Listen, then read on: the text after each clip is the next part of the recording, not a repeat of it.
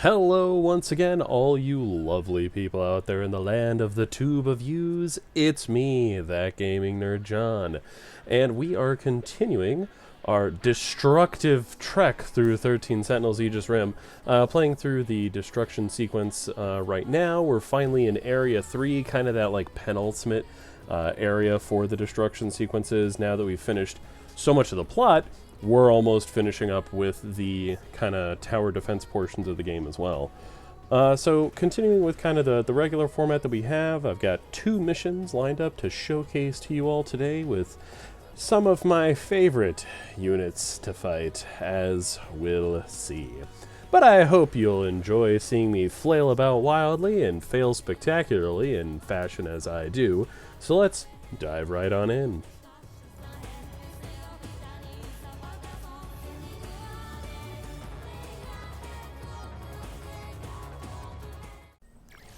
Alright, so for this particular mission, it said, long-range Kaiju, so hordes of long-range Kaiju. So your twin tails, various support units, a lot of things to kind of just make it so that closing the distance is a challenge, also making sure to defend properly because you have to get to them, they're not going to be coming to you. Fuyusaka and Sekigahara on the strike team, really solid, so that'll work out pretty well for us.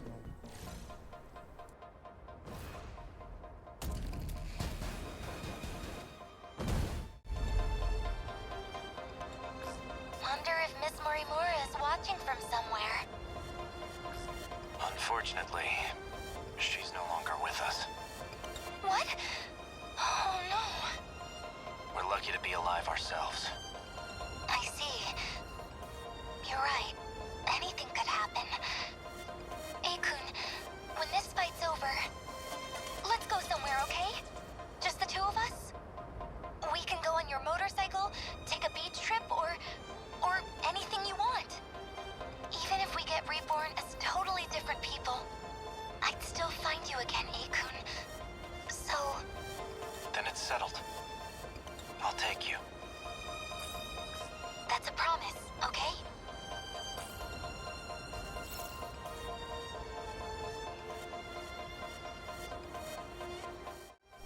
Sad times. Yeah, so kind of breaking the news to Fuyusaka that basically herself is dead. Alternate version of herself, that is the Miss Morimura of the present. So now it's time to kick some butt. So let's see, we've got kind of a pretty solid loadout here. We have Goto and Yakushiji able to just churn out interceptors. We've got some phenomenal long-range support with Minami and Miura. Sekigahara, solid choice for having somebody on the front lines, and of course Fuyusaka busting out turrets to help us out. The only thing we're going to be really low on is going to be turrets, because while Fuyusaka's turrets are really solid, it's not going to be quite the number that we can punch out with Shinonome. But as we'll see, not really like a super huge problem. It's really just a matter of here we go, getting those guys knocked down to set us up for success there. You can see there's a couple of twin tails mixed in with these flyers, so even though like they were talking about long-range Kaiju, it's still like drill flies to kind of supplement that, so you can't have just anti-ground, you also have to have anti-air support. There was an Apsos unit in there.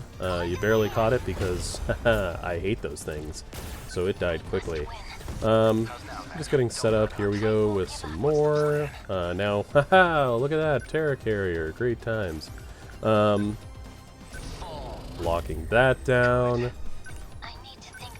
Now it's just kind of going over the different options with Yakushiji, seeing what I've got. Still scratching my head about those gravity missiles. It's got uses. It's got uses. So like if you need to bunch up a ton of units because you're trying to utilize some of those potent but very short area of effect long-range weapons, it can be useful. Or like for instance setting up a railgun shot, it has its uses, but It's definitely a utility that's a lot more useful on those harder difficulty levels. Like early on, in casual, you almost never need that. It's extraordinarily rare that you would need that level of kind of enemy control, because it's really just numbers. It's a numbers game on casual. On normal, to a lesser extent, still the case. Yeah, so Twin Tails backed up by a bunch of dudes, but who cares, because we're gonna just waste a gigantic missile rain when that single turret basically did all the work. So it's gonna look neat. Admittedly, the missile rain's still gonna help us out, because those guys are gonna land and see a bunch of missiles coming in to face them, so that'll give us some breathing room. Still, the Terra Carrier, not a good thing. Apsos unit, get rid of it. That kind of weakens it a little so that we can take care of that. And actually, there's an example of gravity missiles kind of helping us out, because it's going to keep those units locked down so that we can group them for a railgun, like I mentioned earlier. So, taking my own advice. Look at me, past me. I had brains. Occasionally. Yeah, not a perfect lineup for the EMP, but it still works. There's an Apsos unit there, so of course that has to die with extreme prejudice, which is exactly what we do, because that's what Missile Rain is for. It says goodbye, I don't like you. Again and again. Many, many times. It's pretty much the worst rejection letter that this game can send to Kaiju. Get another sentry gun set up. Yeah, just to kind of support. There's a lot of waves coming in on that side, and right now it's really just kind of Sekigahara holding the line there with that missile rain. So might as well back him up a little bit more. So now we finally get like a high quad with some G-molars just to mix it up a little bit, along with some Twin Tails.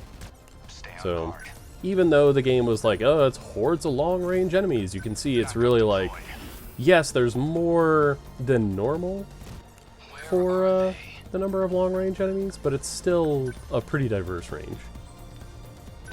Anti-ground, gonna do some work here.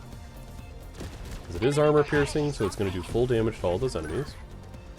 Basically wipes them all out, leaves like one guy left, but we have plenty of interceptors, and as you can see, they just took care of that. So it's not a problem. We've pretty much got our people right where we want them set up for this wave to just blop right in. So we've got Apsos, we've got Terra Carriers. I decided to knock down the Terra Carrier next to the Apsos unit, because Missile Rain should be able to take out the other Apsos unit in addition to the one near the Terra Carrier. And then yeah, Gravity Missile again, just to clump them together. Really? It's not bad. And then, I'm not sure why I do the Jammin' Rocket Launcher. That's an interesting choice. I guess it'll slow them down. It takes care of a lot of the weaker ones. Good timing. Yeah, that'll probably clean it up. That easy. No room for Yeah, not bad. That was well executed there. So yeah, even though, you know, literally like 5 minutes ago I was saying that gravity missiles suck, this is one of the few times where you can actually make it work. I'm kind of illustrating how it can work. So like, nothing in this game is really absolute garbage. There's uses for it. It's just finding the uses and whether or not that's actually efficient, especially as you get to like harder difficulties. Like, is it actually efficient to use multi-lock missiles? Maybe, maybe not. Especially if it's a bunch of armored units, they're not going to take as much damage, and with kind of those factors coming into play. Because they're just going to have so much more health, and they're going to just be able to mitigate more of that damage at that higher difficulty level with that kind of health combined with the reduction in damage. Termination of enemy signals confirmed.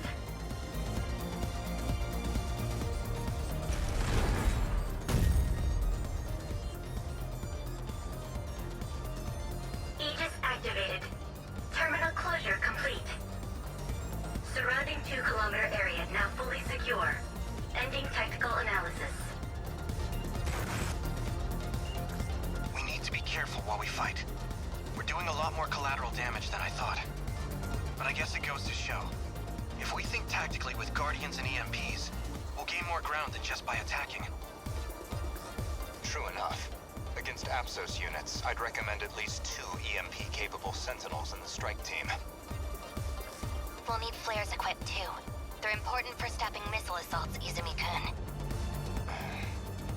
Good point, Shinonome-senpai. We need all the offense we can muster, so we can't waste it shooting down missiles. Okay. We can't afford to lose this. Everyone all right? So yeah, nothing like super challenging there. It's really just a matter of kind of utilizing the tools that you have and understanding what's going to work as a combination there. Gravity missiles actually turned out all right, and Goto MVP. That's what's up. Not sure exactly how he did that, because he really just pumped out a bunch of interceptors, and I mean, I guess he had a couple of clutch laser shots, but I'm going to go with that. I'm just going to say it's probably what it was. It's the only thing I can really figure out for the reasons there. But it is interesting, they're still like tossing out those little tidbits of advice, like make sure you've got EMP units because Apsos suck.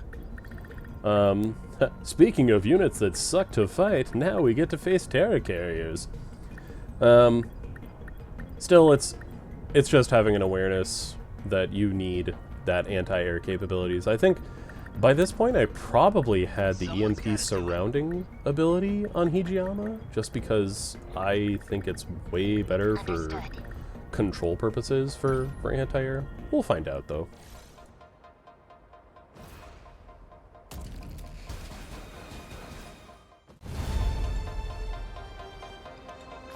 Hijiyama-kun, I'm sorry I called you simple. You really are reliable. Always have been. Okino? Where's this coming from? I keep calculating and recalculating, and I always get the same result. I wish it was different, but you deserve to know. I measured the rate of incoming Kaiju, and we can't win.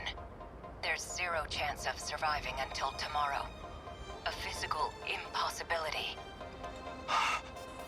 We failed. It doesn't matter if we fight back. Our window is gone. It's over. If you don't want to tell the others, then I understand. You understand nothing! Is that who you think I am? That I'll just give up simply because I'm told to? I'm not just fighting for my own survival. You know it's more than that! Hijiyama-kun.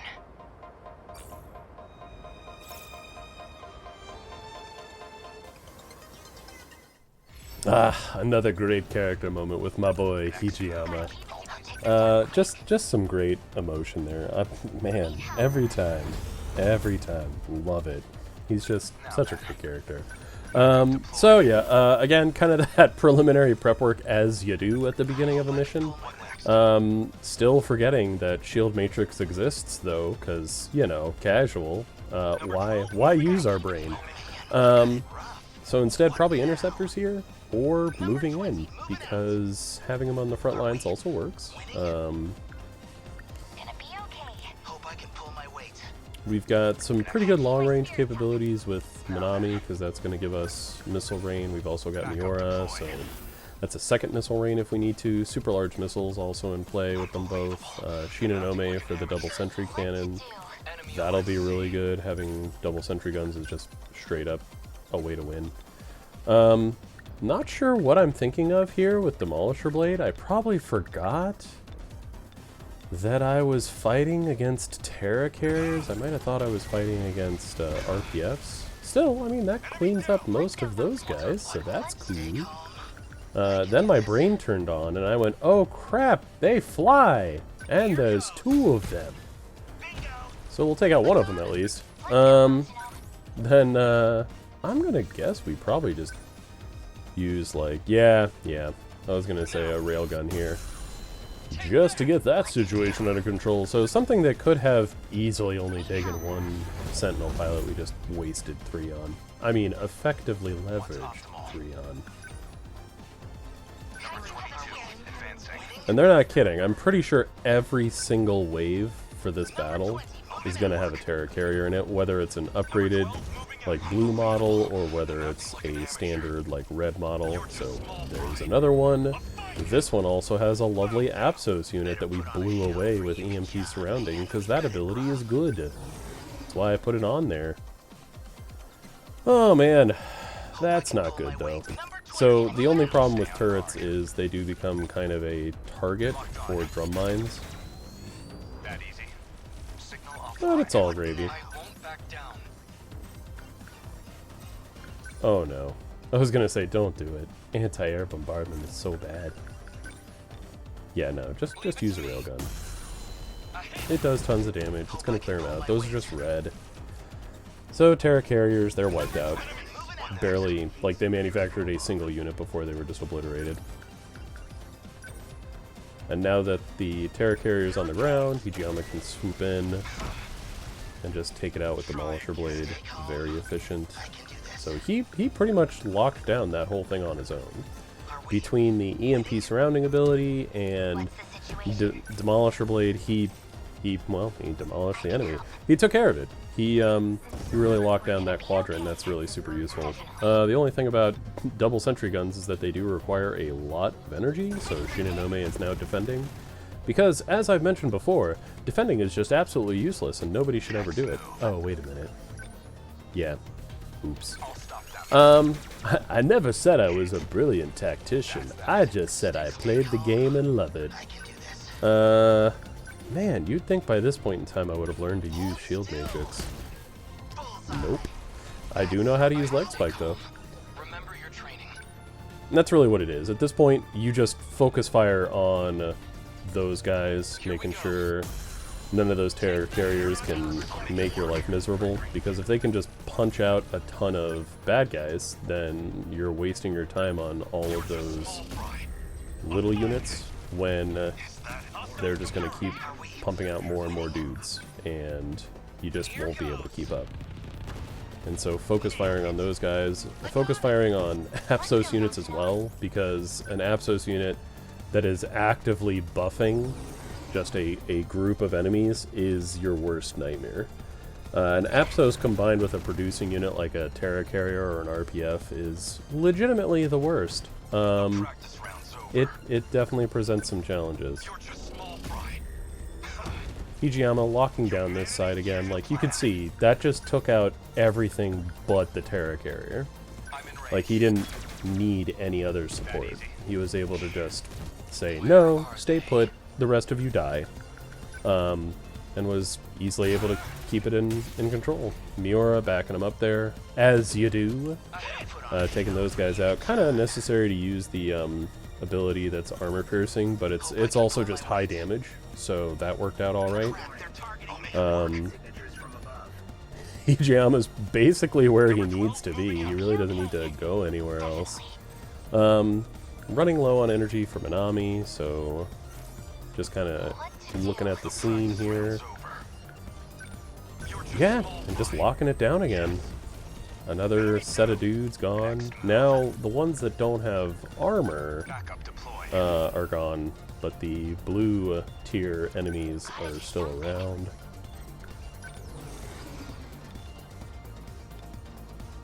And now the debate. Which one to go after? Not a bad call. That'll soften those guys up. And Hijiyama's already got the other ones kind of locked down at the moment with, with Amaguchi on the way for support. Seems alright. Like, that's going to help to clear out a bunch of them. Yeah, it took out like half those guys. Shinonome can definitely kind of distract them with some sentry guns as well. That'll help to slow them down. That'll also help in other ways, because that's now just gonna distract any of the weenies that come out, because they'll target that first. And now it's just locked down entirely. Those interceptors are probably just gonna take care of it in like 2 seconds. Unless I stall with Amaguchi for reasons.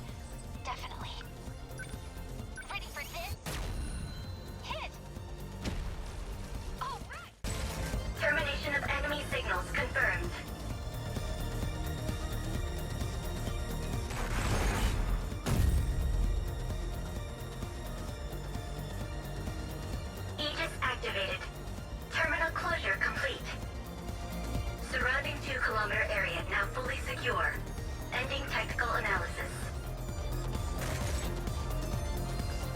An onslaught. It's unbelievable that we've lasted even this long. Yes. Is Megumi Yakushiji-san alright? Huh? I am, but why specifically me? I have to look out for you. And I'd never forgive myself if I couldn't repay your kindness. You're the Yakisoba angel. Oh, I knew I recognized you. You're the Yakisoba guy, always wandering around school with one of them in your hand. Takatoshi-san, is this really how they know you here? Well, you see, to protect the homeland. Hell with it. Yakisoba is the food of the gods, and I'll never pretend otherwise. We made it. Hey, look, it's that crazy yakisoba pan guy. Oh, poor Hijiyama. You're just misunderstood.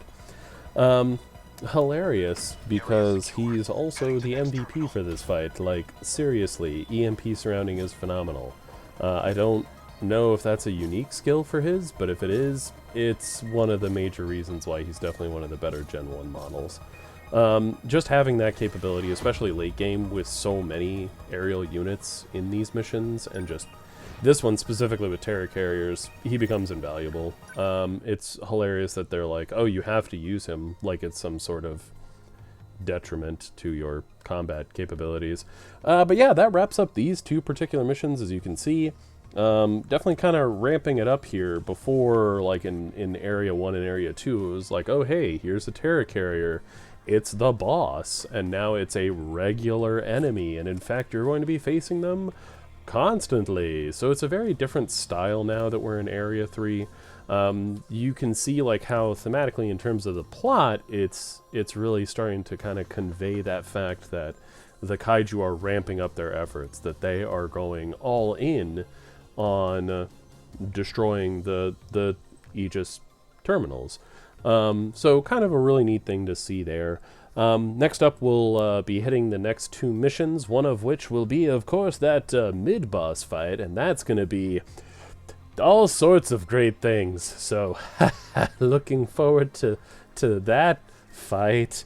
But hey, you know, if you're looking forward to seeing me struggle endlessly against all of the pain and suffering that is 13 Sentinels Aegis Room destruction sequences, don't forget to hit that like and subscribe button, because that's how the internet will tell you that I've decided to actually work and stuff. Thanks. Well, thanks so much for watching. I hope you're enjoying, and until next time, as always, take it easy.